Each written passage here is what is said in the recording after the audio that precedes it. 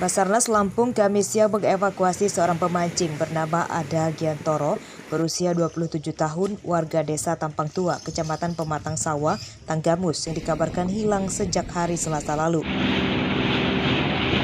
Korban ditemukan nelayan terombang-ambing di perahunya di tengah laut Pulau Sebesi, Lampung Selatan. Korban selamat namun kesehatannya menurun karena 2 hari tidak makan. Awal kejadian, korban berangkat memancing bersama teman-temannya di Tanggamus. Mereka berpencar dengan perahunya masing-masing. Saat tengah malam, perahu korban mogok dan akhirnya hanyut terbawa gelombang hingga ke laut Lampung Selatan. Nah, setelah kami koordinasikan bersama dengan Kapolsek Pematang Sawah bahwa info tersebut benar adanya. Jadi dari Basarnas Lampung melalui Posat Tanggamus melakukan aksi pada hari Selasa tersebut, melakukan pergeseran sementara dengan 1 unit cukung ke Wenipa. Korban diserahkan ke keluarganya oleh tim SAR Kota Agung Tanggamus. Perahu korban kini masih berada di dermaga Pulau Sebesi. Andri Kurniawan melaporkan dari Tanggamus. Pematang Sawah.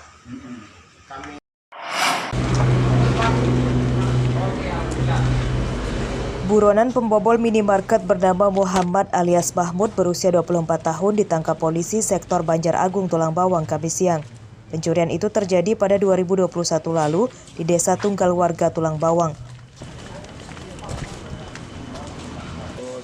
Tersangka ditangkap di rumahnya di Desa Campang 8, Kecamatan Banjit, Waikanan. Tersangka mengaku mencuri seorang diri. Ia masuk minimarket melalui atap. Setelah memanjat pohon rambutan di samping toko, tersangka mencuri uang 10 juta rupiah dari lembar berangkas, puluhan bungkus rokok dan makanan. Pak, ini atap. Kamu apain atap itu? Dibuka, Pak. Dibuka. Pakai apa membukanya? Pakai kunci 8, Pak. Kunci 8. Jadi kamu robek apa gimana? Apa kamu angkat gitu? Apa kamu buka bautnya? Dibuka bautnya. Terus masuk ke dalam kamu? Iya, Pak. Tersangka merupakan residivis kasus serupa yang keluar penjara beberapa tahun lalu. Diamankan 1 orang pelaku pencurian minimarket di wilayah hukum Polsek Banjaragung, Polres Tulang Bawang. Pada saat diamankan, pelaku tidak melakukan perlawanan. Pelaku dijerat dengan pasal 363 ayat 1 ke-4 dan ke-5 dengan ancaman pidana penjara kurang lebih 7 tahun. Polisi tidak berhasil menyita barang bukti karena seluruh uang dan barang curian sudah dihabiskan tersangka. Tersangka dijerat pasal 363 KUHP tentang pencurian dengan ancaman hukuman 7 tahun penjara. Mustaqim melaporkan dari Tulang Bawang.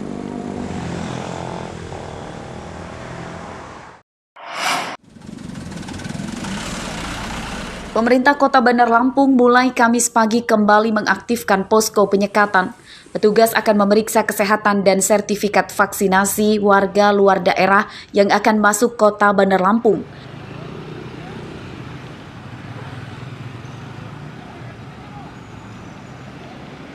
Posko penyekatan didirikan di 5 pintu masuk Kota Bandar Lampung, di pintu keluar gerbang tol Itera, tepatnya di depan Polsek Sukarame. Pintu keluar gerbang tol Lematang, Bundaran Raden Intan Rajabasa, Terminal Kemiling dan Jalan Bypass, tepatnya di sekitar lapangan Baruna Panjang. Posko penyekatan dijaga oleh tentara, polisi, Pol PP, dan Linmas. Petugas juga menyiagakan tim medis untuk melakukan tes antigen secara acak bagi warga luar daerah yang akan masuk kota. Mulai besok. Karena hari ini mungkin Bunda akan ketemu dengan Pak Dandim atau Pak Kapolres atau perwakilannya nanti dari kita supaya mendiskusikan gimana caranya untuk penyekatan yang ada di kota biar berjalan supaya masyarakat yang datang ke kota ini berantisipasi, karena kan banyak warga Bandar Lampung yang mohon maaf terpapar gara-gara pendatang yang ternyata banyak yang belum divaksin. Posko penyekatan akan dioperasikan setiap hari selama 2 pekan. Jam operasional petugas mulai pagi hingga sore dan dilaksanakan setiap hari. Bagi warga yang terpapar dari hasil tes antigen, maka akan diminta putar balik dan dilarang masuk kota. Jeffrey Arifin melaporkan dari Bandar Lampung.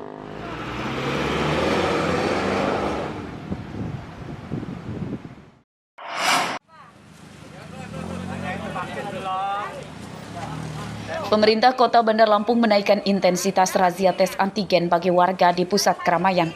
Kamis siang, Pemkot menggelar tes antigen secara acak di sejumlah pasar.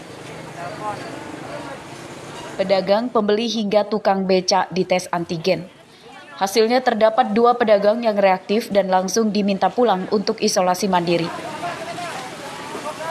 Razia dilanjutkan ke pondok pesantren di Tanjung Karang Timur. Dari 140 santri dan pengajar, 5 orang diantaranya reaktif. Berdasarkan hasil tes itu, Pemkot meminta pengurus pondok pesantren meliburkan sementara proses belajar mengajar. Mereka yang reaktif diminta isolasi mandiri di rumahnya karena bergejala ringan. Ya, kita periksa 144 yang terpapar positif 5 orang. Jadi salah satu ustadz bersama istrinya dan 3-nya adalah santri. Bunda berharap kepada semua juga yang ada di Kota Bandar Lampung bersama pesantren, tolong diperhatikan anak-anaknya. Dan sekarang ini di Bandar Lampung kita tidak ada yang namanya tatap muka untuk sekolah. Jadi kalau bisa anak-anak yang dari kabupaten-kabupaten, walaupun mereka tidak ada di sekolahnya, tapi tetap ada di lingkungan pesantren, nggak usah kemana-mana. Razia tes antigen di tempat keramaian akan digelar rutin sebab kasus COVID-19 di Kota Bandar Lampung meningkat. Razia bertujuan untuk mendeteksi paparan COVID-19 sejak dini sebelum meluas ke masyarakat. Jeffrey Arifin melaporkan dari Bandar Lampung.